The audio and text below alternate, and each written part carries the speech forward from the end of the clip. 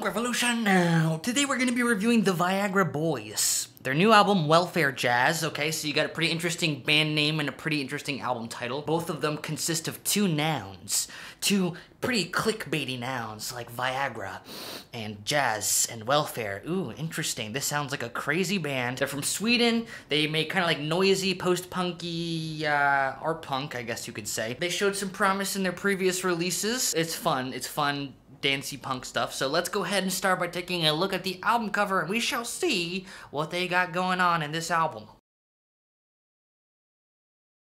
This album artwork looks like it could be a painting you see in a museum or something. Looks very like art class, kind of slightly abstract with the words coming around the...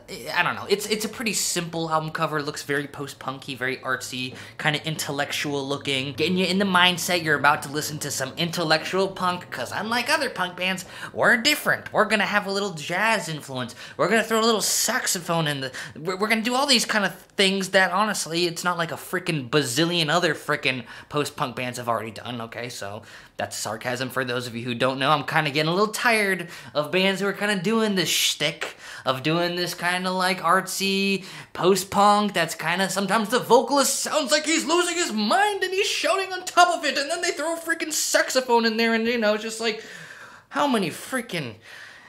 We got Idols, we got Shame, we got Tropical Fuckstorm, we got Bombara. I mean, like, I can't even keep track with all these bands who are doing it. To Viagra Boys' credit, they do have some pretty clever ideas going on here. They seem to pretty much follow a formula where they pick a bass line out that they usually stick to for pretty much the entire song. One really simple, kind of groovy, fun, catchy bass line. None of these bass lines are really special, but they do form like the foundation of the song, and their little, you know, fuzzy, noisy bass line repeated, and on top of that, the guitarist and the vocalist will kind of jam. You know, the guitars might have like a flanger effect on it or some sort of effect on it that's a little different, and the vocalist is kind of just wailing on top of it. Yo, he's, you know, yelling about whatever, and then maybe he'll get a little quieter and more emotional, very theatrical. And then, you know, actually in this album, they're gonna throw in a little bit of interesting things here. Like, they'll throw some like synths in there once in a while just to kind of make the instrumentation a little bit more varied. It does sound very jammy, kind of like they're having a little bit of like a almost psychedelic jam on top of this kind of dancey bass line. Very much in line with Gorilla Toss, but not really as well executed or as interesting. They do have some skits in there, which are really pointless. Like, I can't really remember anything of the skits. They do have like these couple songs at the end that are kind of like cowboy country-ish, and it's like, why'd they do that? Was that like because they thought that was musically interesting, or is this supposed to be like funny? It's kind of hard to tell what they really were doing there. There are definitely moments on this album that I enjoy, like the track 6 Shooter, which is a song in 6/4, so changing up the time signature a bit. This song is a bit more on the energetic side, so you got this kind of, you know, fun 6/4 groove, and then you got some actually really nice dynamics in this song. The instrumentation on top of this bass line will actually kind of build, and the song will kind of get quieter, and it's a song that really evolves throughout the song. You know, some songwriting that this album desperately needed, so I'm glad they did that, but then it's like, this track is a freaking instrumental track. Are you kidding me? You finally write this pretty cool track that's a great canvas for some vocals, and then you choose to not put vocals on it. They're making a lot of decisions on this album I don't really understand.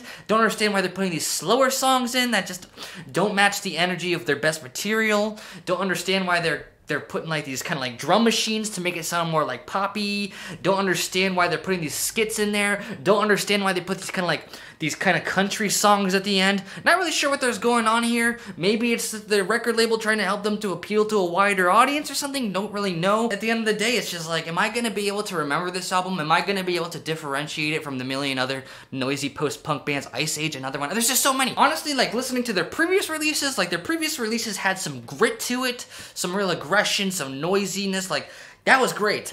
I feel maybe with this album, you know, this is through a major record label. Maybe the record label was like, hey, let's streamline the punk sound a bit, make it a little safer, make it easier to digest for noobs on Spotify, okay? And now you take out the magic of punk, and this is just like another one of those trendy old punk bands, and I just don't really care about this album that much. If you're into this sound, go check it out. If you like Idols, and you like Shame, and you like Tropical Fuckstorm, and you like those post-punky, bluesy, artsy post-punk bands, you should check it out, because this is another perfectly fine execution of it, but to me, I'm getting tired of it. I'm giving this a 4 out of 10. That's all I gotta say, folks. Not for me. First album of the year I'm reviewing, it's a freaking punk album, so you're welcome, I guess, but I gave it a bad review, so fuck me, I guess. Am I an asshole for this? No, I'm not. It's my opinion. Well, actually, it's not my opinion, it's just the facts.